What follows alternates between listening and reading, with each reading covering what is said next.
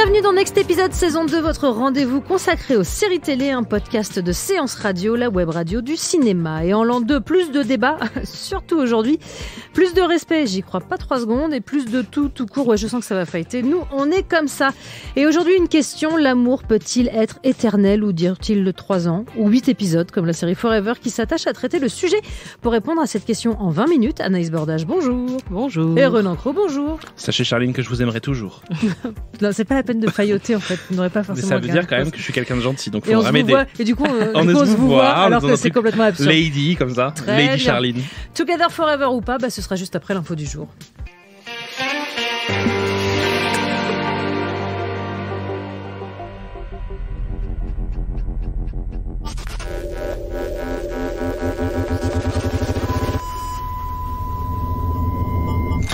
Ça fait peur, non ?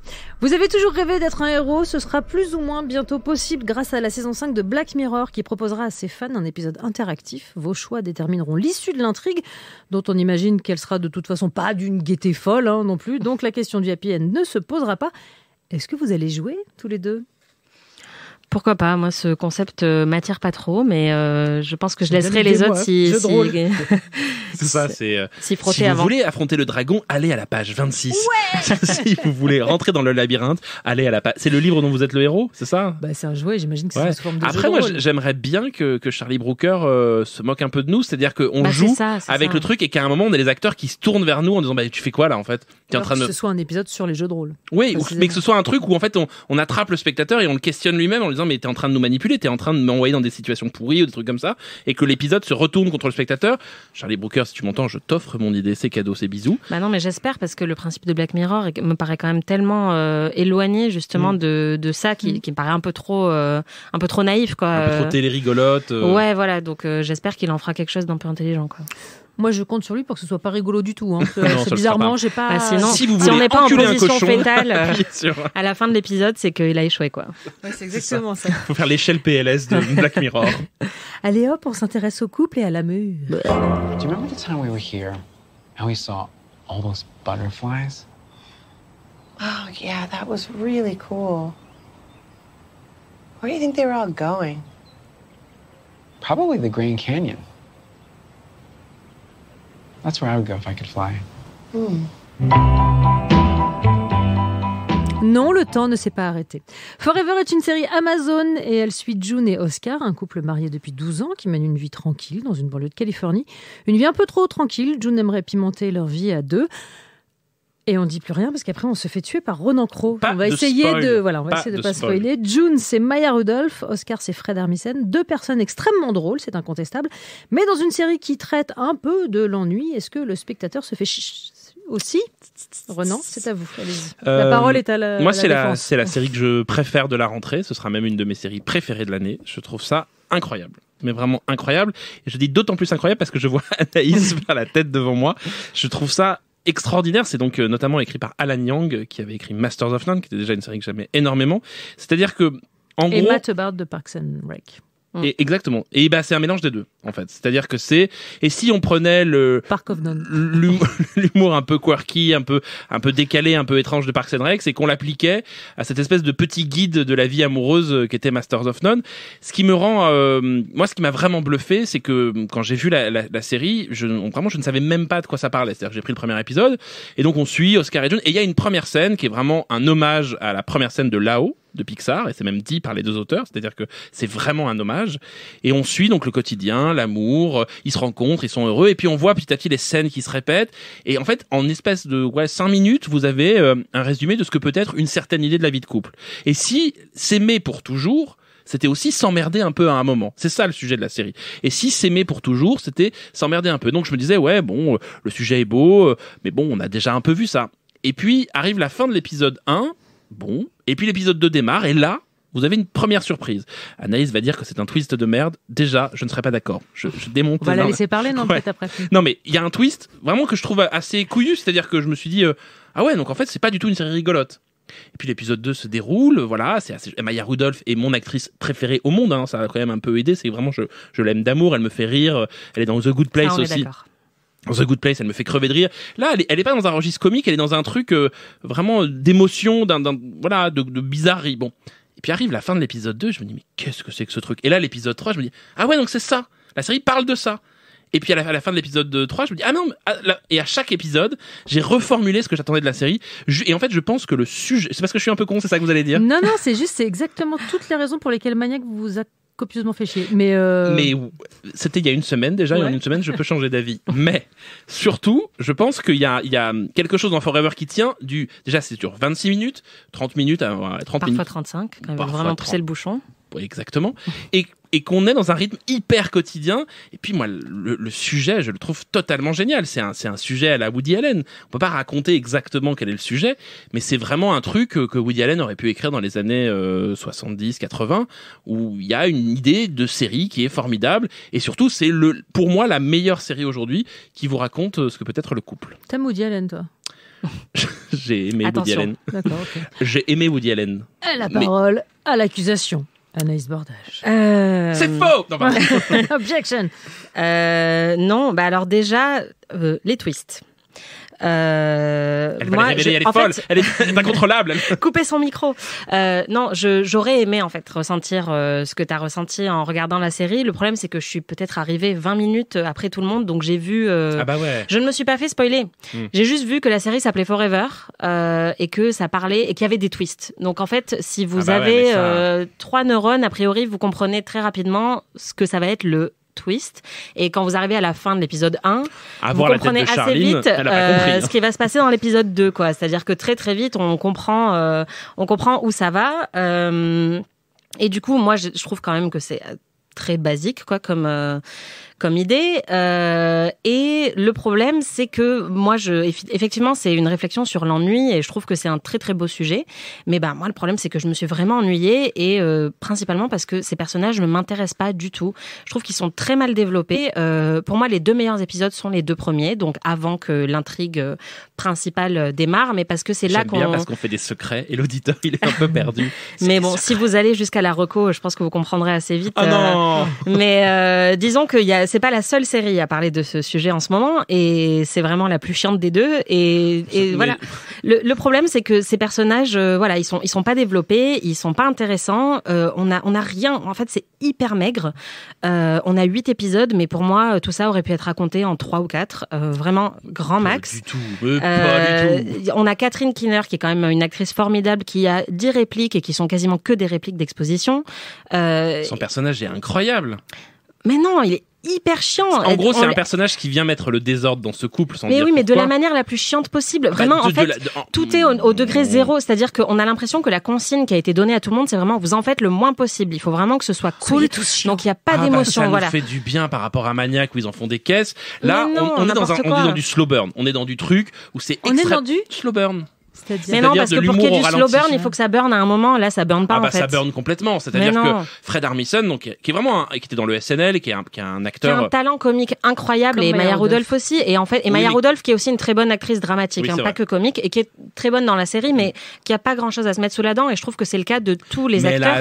Ils ont rien à se mettre sous la dent. Elle a joué cette idée qui est quand même au cœur de toutes nos vies, qui est, OK, je t'aime. Mais qu'est-ce que je m'emmerde avec toi? Oui, mais je suis d'accord. Mais en fait, est-ce qu'on a envie de voir ça à l'écran? Mais si, on a envie de voir sa vie quotidienne. On a envie de le voir si c'est rendu intéressant. Voilà. Le problème, c'est que pour moi, c'est pas du tout rendu intéressant. Et le seul point positif pour moi, c'est que tu aimes cette série au fond et que tu le sais non, pas du tout. J'ai trouvé ça extrêmement chiant et je trouve que c'est absolument symptomatique du problème de la dramédie actuellement. Ce mot est à bannir, il n'existe pas. Oui, ce mot et ce genre est à bannir. En fait, on a des dramédies de plus en plus en ce moment depuis Louis, Better Things, BoJack Horseman, qui sont à la fois des séries qui sont très drôles, qui font rire, mais qui s'attaquent aussi à des problèmes un peu profonds et un peu déprimants généralement. Et là, en fait, on sent que c'est ce qu'ils ont voulu faire, c'est-à-dire que c'est un très beau sujet, mais avec des acteurs qui sont plutôt connus pour leurs chops comiques, quoi. Sauf qu'en fait, c'est ni drôle ni dramatique, donc c'est rien. C'est pas une dramédie. Mais ce n'est pas une dramédie, et ce n'est pas une comédie, et ce n'est pas un drame. C'est mais il n'y a aucune émotion. Je n'ai ri une seule fois. Je n'ai été émue une seule fois. Aucune fois. Je n'ai été émue aucune fois. C'est pas possible. Moi, je suis tellement avec ces personnages. Je les suis tellement. En fait, ça tient sur une émotion, sur un feeling, sur un sentiment. C'est vraiment une série qui tente de capter un truc. Ben ouais. Et en fait, moi, j'avais rarement vu. C'est un peu comme dire, je sais pas, les gens qui aiment pas le cinéma d'Antonioni disaient, Antonioni c'est chiant. Bah oui, parce que le sujet d'Antonioni c'est le vide existentiel. Là, le sujet de Forever. Ouais, mais c'est beau, pour répondre en fait. à la question. pour parler d'ennui, il faut être un peu chiant. Non, ça raconte un sentiment d'ennui. Mais ça veut dire que ces personnages-là, on est avec eux. Il faut avoir quelque chose à dire sur l'ennui. En fait, c'est ça le problème. Je trouve que l'ennui, c'est un très beau sujet, et l'ennui dans le couple et la monotonie du couple et la routine, c'est de très beaux sujets.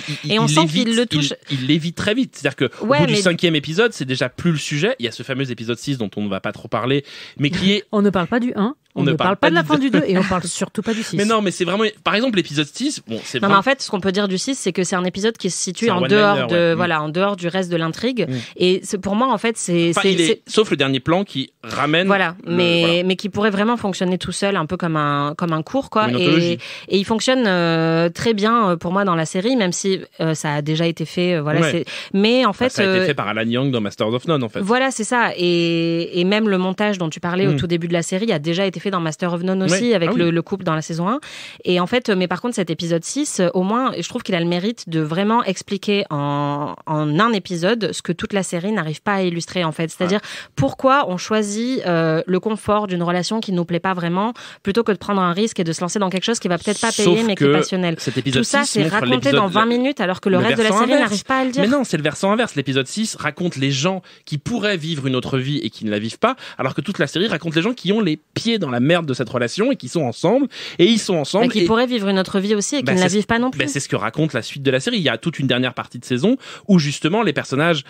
Mais les 20 dernières minutes de la saison sont vraiment très très bien, et ça rattrape un peu le reste, mais le problème c'est que la scène finale, la fin est très bien, les 20 dernières minutes, les 10 dernières minutes sont très très bien. Le problème c'est qu'on est dans une ère où il y a quand même énormément d'offres, et que les séries sont de plus en plus courtes, que maintenant on a des séries à 3 épisodes par saison, et qu'en fait il faut vraiment être concis et il faut arriver à ce qu'on veut dire de la manière la plus efficace possible. Et je comprends que eux, c'était leur volonté de prendre leur temps, et c'est pour ça que c'est intéressant d'avoir l'intrigue qui commence avec, comme vous le disiez, des épisodes hyper courts quand même. C'est ça qui est très mais non, étrange, c'est pas qu'ils prennent leur temps, c'est qu'ils sont dans un rythme. Non, mais on arrive au cœur de ce qu'est la série que à partir de l'épisode 3, et ça je trouve que c'est malin dans la construction, c'est quand même bien foutu.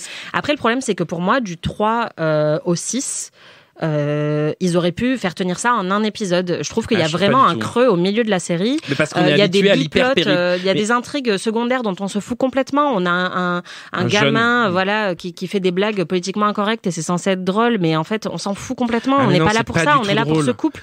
Et en fait, ils sont pas du tout développés, quoi. Je suis pas du tout d'accord. Donc, il y a un personnage d'adolescent, mais qui est en fait le personnage le plus triste du monde. C'est en gros un adolescent qui n'a pas vécu sa vie, qui ne vit pas la vie d'adolescent qu'il voudrait avoir. Et ce personnage, il est d'une tristesse absolue. Le sujet de la série, c'est est-ce que parfois on rate les choses? Est-ce que parfois, mais moi je trouve que ça touche à un truc qui est vraiment universel. Mais oui, mais même BoJack Horseman a fait de magnifiques épisodes sur ça. Enfin, en fait, des sujets qui ont déjà été évoqués de manière, je trouve, beaucoup plus subtile, beaucoup plus fine. Et là, en fait, je trouve que c'est très très maigre. On n'a rien, quoi. On n'a rien à se mettre sous la dent. Je précise quand même qu'il y a très peu de séries qui ont créé ce genre de dissension au sein de toute l'équipe de Next Episode, parce que vous êtes vraiment deux équipes différentes. Là, vous êtes les porte-parole de deux équipes qui s'affrontent et qui sont... On est un peu interville. Mais sauf erreur de ma part, Marie Turcan est plutôt de ton côté, Renan Cros, et Charlotte Bloom est plutôt de ton côté, Anaïs. C'est vraiment épidermique, quoi. C'est les gens adorent de manière générale. Je vois beaucoup de gens aimer, qui ont vraiment été surpris par ces twists-là, et qui ont aussi été... twists avec cette espèce de guillemets dégueulasse. Non, et même par le sujet de la série, je pense que effectivement ça va toucher beaucoup de gens, donc je prétends pas, je pense pas que mon avis est le seul acceptable. Voilà, mais moi personnellement, en fait, je commence à en avoir marre de ce genre de séries qui sont vraiment dans l'économie pour être dans l'économie, quoi. Et je trouve que c'est un peu le problème avec eux, c'est-à-dire que ils ont voulu faire quelque chose de très très très très très très sobre, mais ça l'est beaucoup trop, à un tel point que pour moi il y a aucune émotion, je pleure devant absolument tout, et je n'ai pas été émue du tout par cette série, quoi. Je n'ai pas la volonté de la série. Mais n'importe quelle œuvre est censée évoquer une émotion. Je veux pas dire forcément te faire pleurer, mais c'est l'ennui, et le sujet de la série, c'est l'ennui. Bah non, mais il y a d'autres œuvres sur l'ennui qui m'ont fait ressentir quelque chose de beaucoup plus profond, quoi. Moi, c'est l'inverse. Excuse-moi, t'as été ému, t'as pleuré, Mais non, j'ai été attrapé par l'atmosphère. J'avais envie de me retrouver. Quand même une identification un peu avec les personnages. J'avais envie de non, pas au personnage, à l'atmosphère et à ce que le sujet racontait, et ça m'a interrogé. Et bon, je veux pas encore comme chaque semaine, je vais niquer Marocco, donc je vais garder ça. Mais il y a une autre série qui produit ça. C'est-à-dire que ce sont des séries qui vous renvoient un miroir. C'est-à-dire que vous n'êtes pas dans une identification. Si vous regardez par la fenêtre et vous regardez ces gens, et comme une fable qui vous dirait, bah voilà, il était une fois ces personnages, Et qu'est-ce que vous en tirez? Et c'est à nous de comprendre aussi, de nous faire réfléchir sur ce qu'on attend du couple, ce qu'on attend de la vie, ce que la société nous impose aussi, parce que c'est aussi ça que raconte quelque part la série. C'est, on vous dit, l'amour c'est pour toujours. Mais ça veut dire quoi pour toujours? Et c'est vraiment pour moi le sujet assez fort. Après, la difficulté, c'est à mon avis le rythme et quelque chose qui tient d'une sorte de décroissance. C'est-à-dire que moi, au contraire, j'en ai tellement marre des séries concept. J'en ai tellement marre des séries avec 25 personnages. Là, c'est très simple, ça tient sur une ligne et on a 2 personnages principaux. Oui, mais du coup, tu fais pas 8 épisodes sur une ligne, quoi. Et à une époque, on faisait 45 saisons sur une ligne. Starsky et Hutch, ils sont dans une voiture, ils conduisent. Par les dialogues. Enfin, je trouve qu'il y a vraiment, en fait, il y a aucun relief. Je trouve ça très plat. Je trouve que le sujet est très intéressant, qu'on a un casting qui est vraiment super. Qu'on a des gens derrière la caméra qui sont très très doués visiblement, et en fait malgré tout ça, il y a aucun relief, il y a rien qui ressort, les répliques sont vraiment, il y a rien qui m'a marqué en fait dans cette série. Et toutes les 5 minutes, ou pas, c'est important en fait. Oui, vraiment, parce que déjà on me dit Maya Rudolph et Fred Armisen, je suis conquise. J'ai vu les premières critiques, les premiers retours qui avaient l'air très bons, et je me suis dit ok, super. Et en fait très rapidement, je me suis ennuyée, quoi, mais pas dans le bon sens, quoi. J'ai pas de problème avec ça si c'est bien fait.